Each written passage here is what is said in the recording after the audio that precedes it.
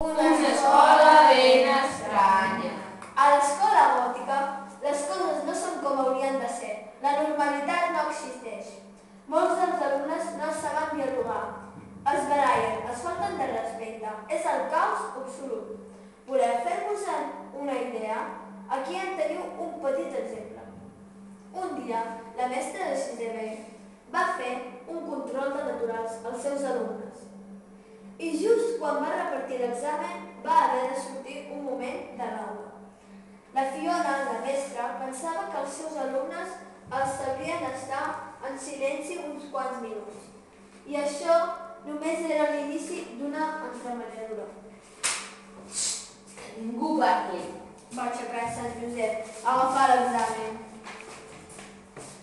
Si algú estimat avisés uns guàrdies, si no sé què els faran. Tu, guàrdies, que penses que no possibilitats tan quiets.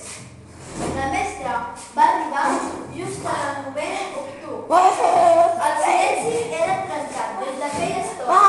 Tots els alumnes ja feien apostes sobre la comunitat. La discussió entre el Josep i el Patufet.